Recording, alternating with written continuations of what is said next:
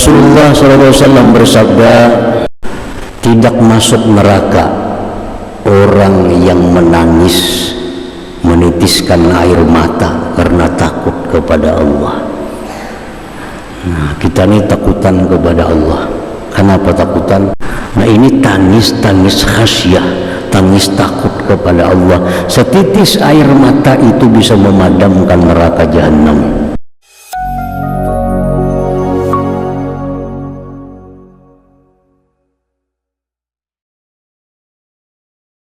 Yu'til mulka man sya wa yanzi'ul mulka man sya. Allah bisa memberikan kerajaan kepada orang yang Dia kehendaki. Allah bisa mencabut kerajaan itu terhadap orang yang Dia kehendaki. Nah, ini namanya sifat kebesaran Allah Subhanahu wa ta'ala. Orang yang hari ini diam di istana, besok di penjara. Adakah itu? Ada benar. Orang yang hari ini di penjara, besok di istana. Nah, karena Allah memuliakan orang yang Dia kehendaki, Allah bisa menghinakan orang yang Dia kehendaki. Tidak ada sulitnya bagi Allah yang demikian, karena Dia Al-Jalil, Dia Maha Besar. Dia Maha Besar. Orang yang dulunya jadi pembantu kita, satu saat kita bisa jadi pembantu dia. Nah, orang yang dulu jadi bawahan kita, satu saat dia bisa jadi atasan kita. Nah, jadi itu yu'til mulka man sya wa yanzi'ul mulka mimman yasha wa yahdi man yasha wa yudhillu man yasha. Setengah sifat kebesaran Allah, Allah memberi hidayah orang yang Dia kehendaki, Allah menyesatkan orang yang Dia kehendaki. Hidup sarumah, guring sakamar, bahkan saranjang, makan baik-baik. Tapi dengan mudah Allah, yang satu ini Allah beri hidayah, yang satu Allah sesatkan. Wa madzalika 'ala Allah bi'aziz. Allah tidak sulit sedikit pun melakukan itu. Semua di genggaman Allah. Nah, ini Al-Jalil nih.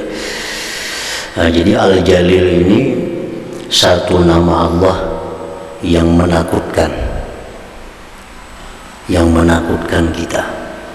Karena hari ini kita bisa beriman kepada Allah, siapa tahu kita besok jadi orang kafir. Makanya jangan sombong orang yang beriman.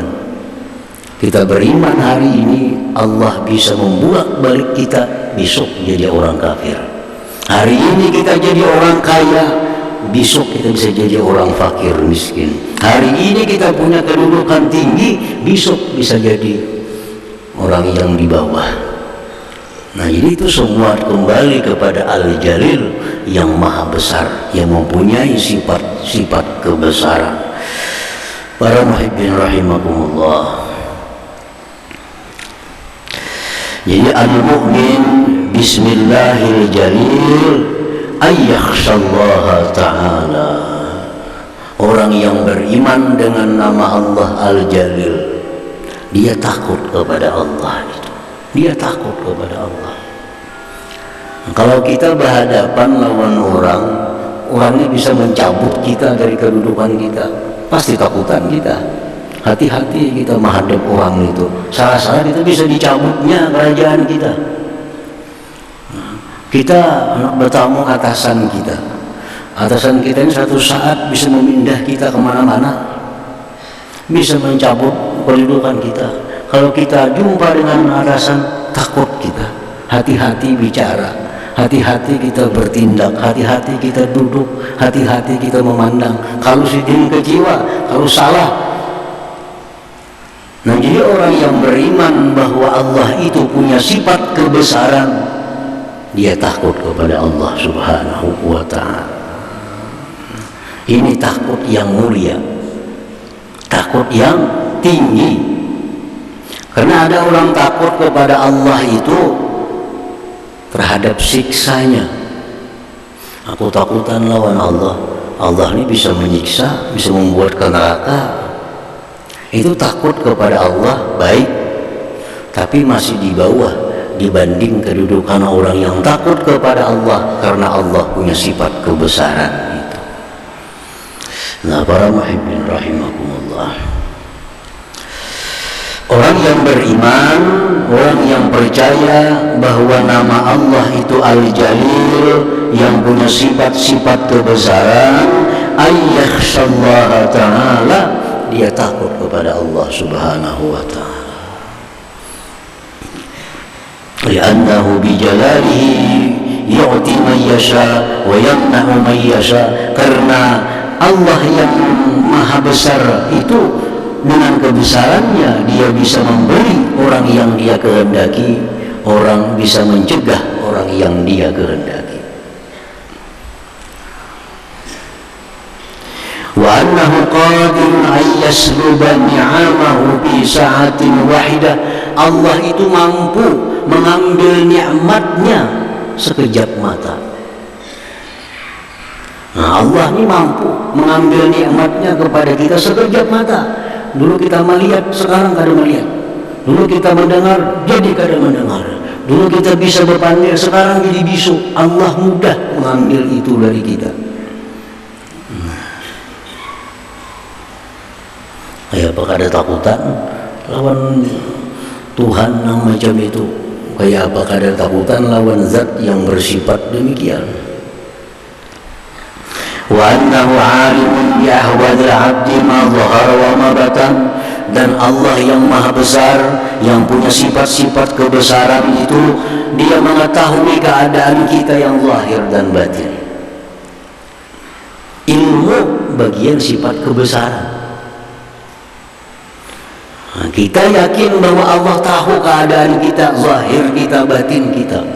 Ya, apa kada takutan? Kita guring, Tuhan tahu. Kita bangun, Tuhan tahu. Kita makan, Tuhan tahu. Kita mandi, Tuhan tahu. Zahir batin hati kita ada sedikit kada bagus lawan orang, Tuhan tahu. Nah, dan ilmu bagian sifat kebesaran Allah subhanahu wa ta'ala. Wa annahu ghaniyun an ta'atil 'abdi. Dan bahwa Allah itu terkaya daripada taatnya kita. Nah, kaya bagian sifat kebesaran. Allah maha kaya. Nah, kayanya Allah itu apa? Kayanya Allah itu kada butuh, kada perlu taat kita kepadanya.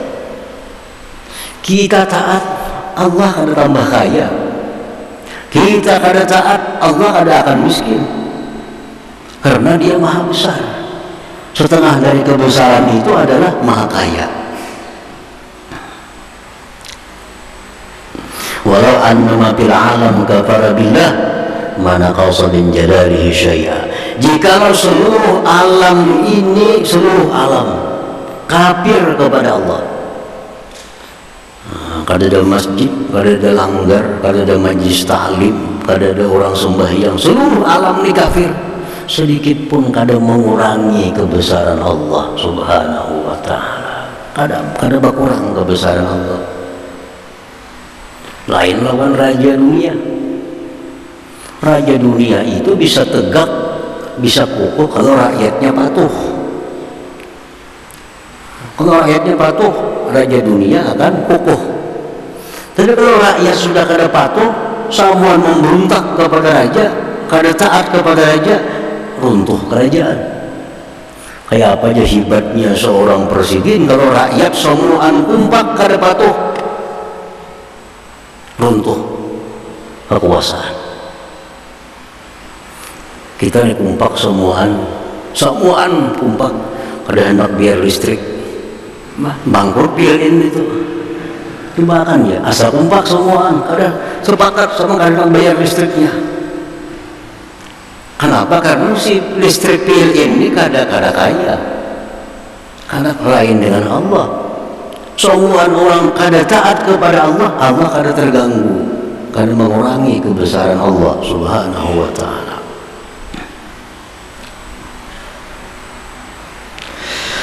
walau annama fil alam amanu wattaqau ma zada fi jalalihi syai'a. Jikalau bahwa seluruh alam semesta ini taat dan takwa kepada Allah, sekampungan, senegerian, orang sembahyang semuaan berzikir, kalau Allah itu bertambah kebesarannya, kada juga.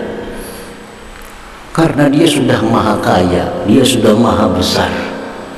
Jadi ketaatan kita ini semata-mata kembali kepada kita, bukan kepada Allah subhanahu wa ta'ala. Kita sembahyang, siapa yang untung? Kita berzikir, siapa yang untung? Kita.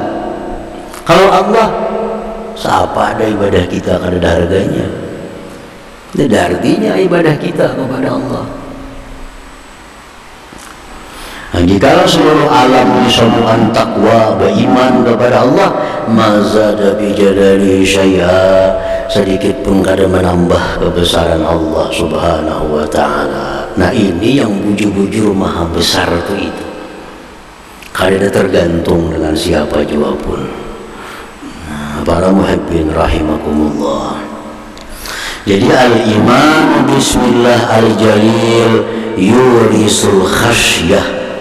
Beriman dengan nama Allah Al-Jalil itu membuahkan takut kita kepada Allah subhanahu wa ta'ala. Kalau kita ingat Allah itu hanya punya sifat kebesaran, hidup dalam dunia ini kita kada ada lapang, kada ada nyaman. Kalau Allah hanya punya sifat kebesaran, kita ingat Allah itu maha menyiksa, kita ingat bahwa Allah itu maha ini, hidup kita susah. Makanya di sisi lain Allah ada punya sifat keindahan, keelokan al-jamil, supaya hati kita nyaman, bila waktu kita ingat kepada nama Allah al-jalil, takutan kita, sahabat takutan. Ingat bahwa Allah itu punya sifat-sifat al-jamil, hati kita nyaman. Allah itu pemaaf, Allah itu penyayang, Allah itu pelindung, hati kita nyaman. Jadi hati kita ini antara dua lawan Allah Ta'ala. Kadang-kadang takut karena mengingat sifatnya, namanya al-jalil. Nah, kadang-kadang kita kepada Allah ini cinta, mengharap kepada Allah karena Allah punya sifat-sifat keelokan, keindahan. Nah, para muhibbin rahimakumullah. Qala ta'ala, firman Allah Ta'ala, fa innahu ahaqqu an takhshawhu in kuntum mu'minin. Fa innahu ahaqqu an takhshawhu in kuntum mu'minin. Allah itu berhak engkau takuti daripada yang lainnya jikalau kalian beriman. Jikalau kalian beriman, ujar Tuhan, Allah itu yang paling berhak ditakuti, bukan selain Allah. Kadang-kadang kita banyak yang ditakuti, kadang-kadang kita kebanyakan yang ditakuti, bahkan kadang-kadang melebihi takut kepada Allah subhanahu wa ta'ala. Padahal Allah mengatakan, berfirman, Allah itulah yang paling berhak untuk ditakuti. Bila Allah menyuruh, kada perlu takutan kepada siapapun dalam menjalankan suruh Allah.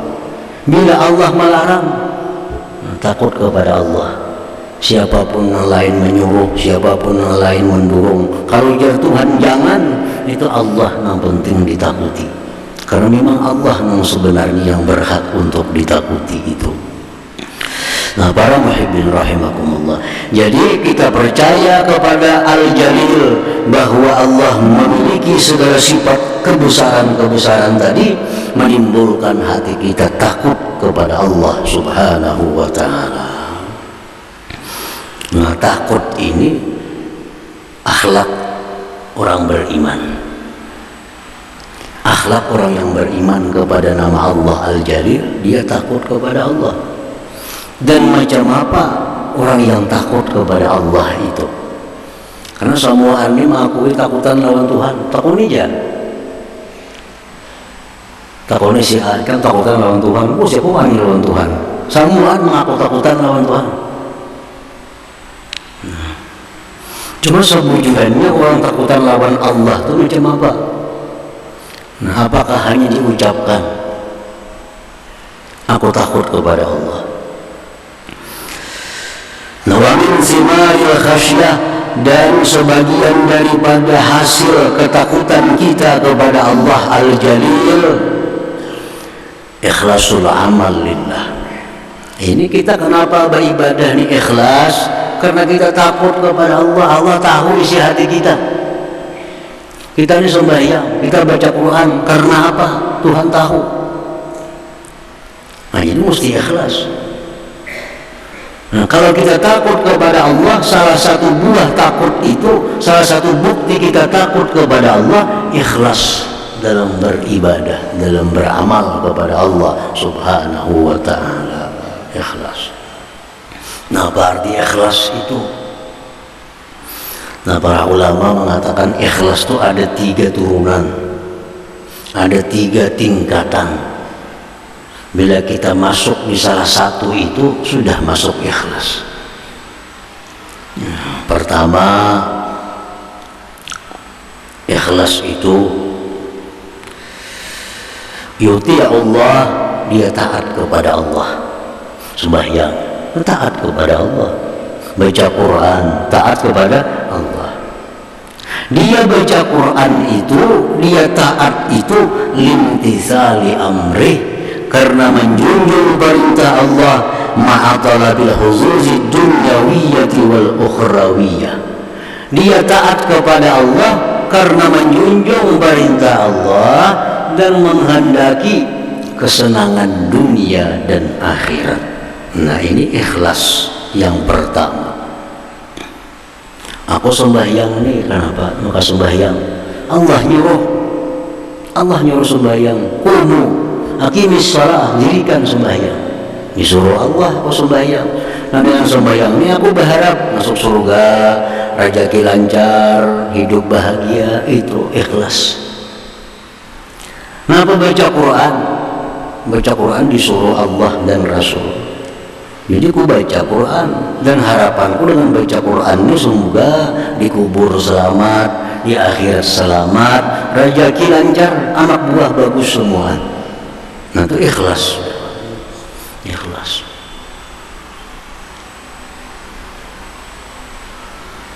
Yang kedua, ikhlas juga nih. Ayuti Allah limtisali amrih ma'a talabil huzuzil ukhrawiyah. Dia taat kepada Allah, menjunjung perintah Allah, dan hanya mengharapkan bagian-bagian ukhrawi. Aku baca Quran, menjunjung perintah Allah, mudahan aku masuk surga. Titik di situ. Aku baca Quran, baca surat Tabarak, Al-Muluk, mudahan aku dikubur selamat. Dunia kada ada pandangan, dunia kada ada tujuan, yang pentingnya akhiratnya. Aku bersedekah, menjunjung perintah Allah, mudahan kena aku mati ke surga. Ini ikhlas yang nomor 2. Tak tinggi yang pertama tadi. Yang pertama tadinya bersedekah, menjunjung perintah Tuhan, masuk surga, diganti akan berlipat-lipat dalam dunia, kayaknya nasi juta jadi 10 juta. Nah, itu ikhlas juga, tapi yang pertama. Yang kedua, nya kada dia memandang dunia, nya bersedekah semata-mata menjunjung perintah Allah, dan mudahan mati husnul khatimah. Nah, contohnya itu ikhlas yang tertinggi pada tadi. Tak kenal pahalanya artinya. Nah, yang ketiga, ikhlas limtisali amrillah ma'atalabi ridha. Dia menjunjung perintah Allah, mengharapkan ridha Allah Subhanahu wa ta'ala. Ini kada tahu surga, kada tahu neraka, kada tahu dunia. Aku sembahyang menjunjung perintah Allah, mudahan diridai Allah. Nah, ini harap lagi nih. Ini paling tinggi sebenarnya ikhlasnya di sini, antara 3 nih. Jadi antara 3 ini ikhlas yang paling tinggi ini. Nah, baca bersedekah, Allah nyuruh supaya apa? Supaya diridainya. Nah, habis. Nah, ikhlas itu bisa kita dapat kalau kita takut kepada Allah Subhanahu wa ta'ala. Nah, kenapa takut kepada Allah? Karena Allah punya sifat-sifat kebesaran yang bisa berbuat apapun kepada kita dan mengetahui apa geritik yang ada dalam hati kita ini. Nah, para muhibbin rahimakumullah. Dan lagi buah daripada takut kepada Allah, wasyanatul nafsi anil ma'siyah, menjaga diri dari maksiat. Orang takut kepada Allah kada bakal maksiat. Kenapa orang wani maksiat? Kenapa orang berani maksiat? Karena dia kada takut lawan Allah. Kalau takut kepada Allah kada bakal wani maksiat. Kenapa wani melakukan dosa? Kenapa berani berzina? Kenapa berani riba? Kenapa berani menipu? Kenapa berani mencuri? Karena kada takut lawan Allah, itu alasannya. Tidak alasan lain. Kenapa itu maksiat? Karena kau yang takdir dustainya. Intinya kada takutan lawan Allah. Jangan takutan lawan Tuhan, kada bakal maksiat. Kada bakal maksiat. Jadi takut kepada Allah ini sianah menjaga diri daripada maksiat kepada Allah Subhanahu wa ta'ala. Para muhibbin rahimahullah, Rasulullah SAW bersabda dalam sebuah hadisnya, la yalijun nar rajulun baka min khasyatillah, tidak masuk neraka orang yang menangis, menitiskan air mata karena takut kepada Allah. Nah, kita ini takutan kepada Allah. Kenapa takutan? Banyak benar berbuat dosa. Selama ini banyak benar kita meninggalkan suruh Allah. Selama ini kita banyak melanggar apa yang dilarang oleh Allah. Lalu astaghfirullahalazim, minta ampun kepada Allah. Banyak dosa hamba, banyak nikmat yang kau berikan tapi hamba balas dengan maksiat. Nah, sesali lalu keluar banyu mata. Nah, ini tangis khasyah, tangis takut kepada Allah. Setitis air mata itu bisa memadamkan neraka jahanam. Ini air mata yang paling mahal harganya. Kalau sampai kita menangis karena takut kepada Allah Subhanahu wa ta'ala. Jadi tangisan ini luar biasa.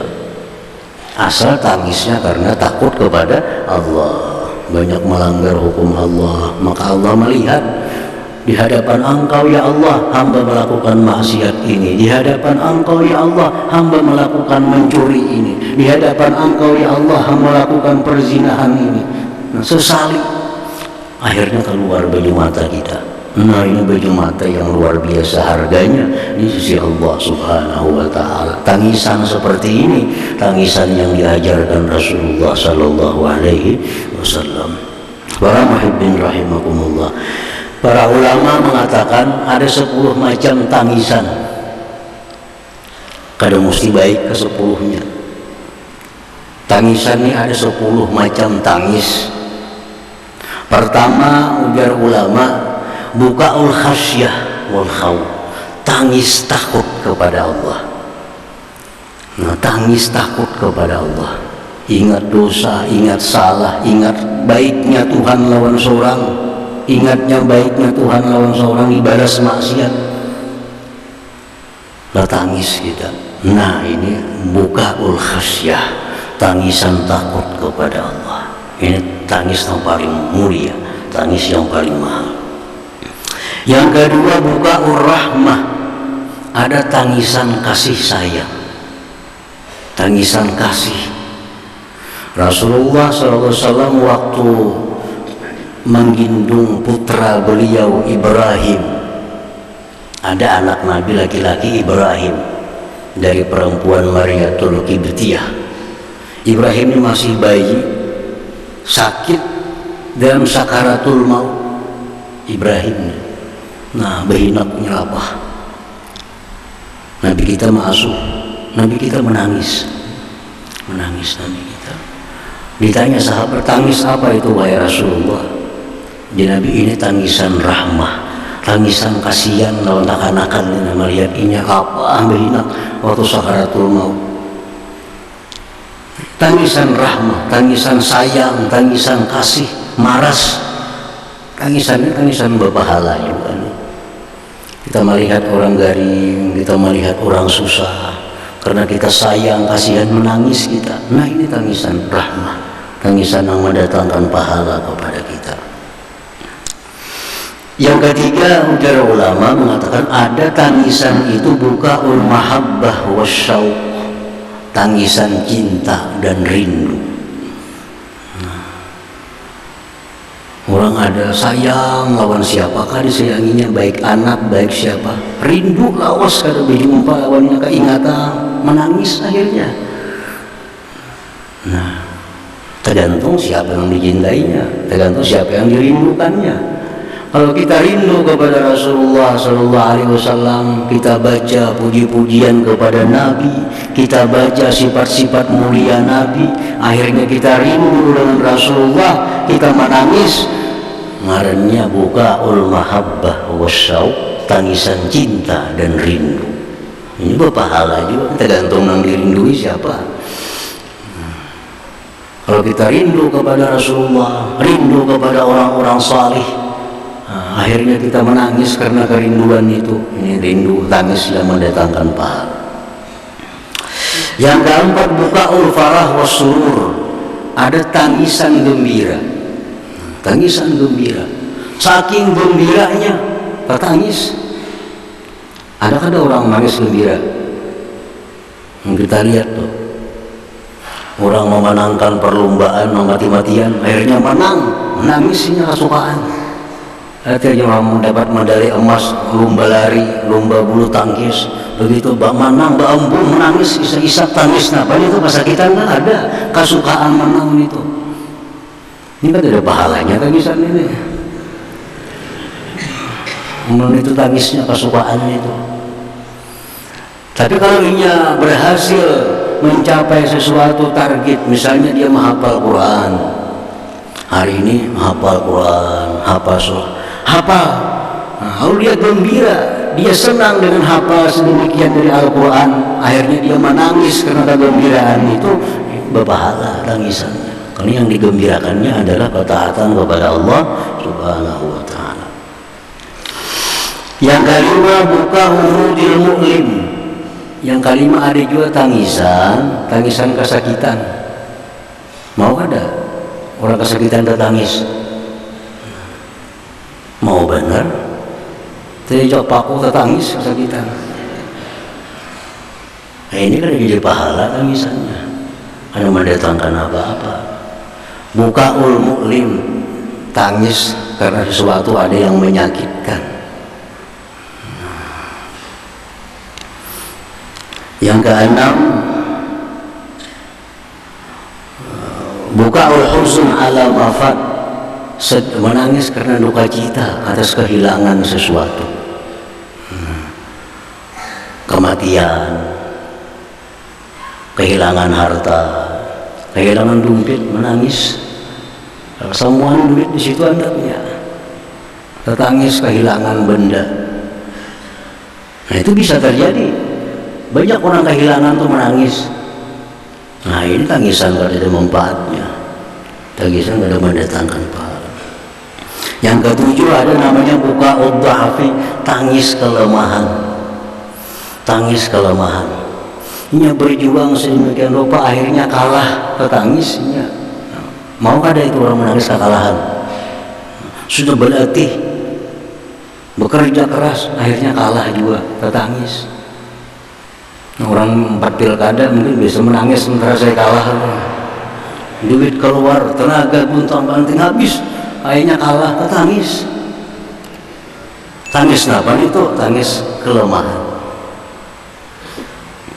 Yang ke-8, bukaun nifaq, tangis munafik. Tangis munafik, tangis air mata buaya juga. Kisahnya menangis tapi hati suka.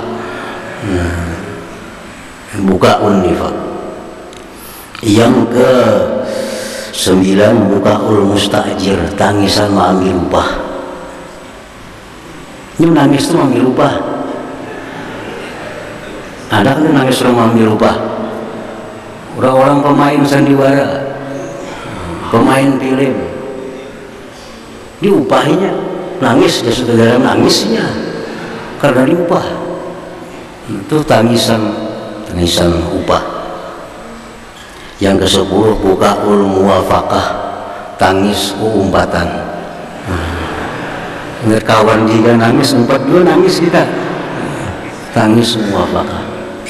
Nah, jadi sekian banyak macam-macam tangisan tadi, air mata kita keluar. Yang paling berharga di sisi Allah Subhanahu wa Ta'ala adalah bukaul khasyah, tangisan takut kepada Allah Subhanahu wa Ta'ala.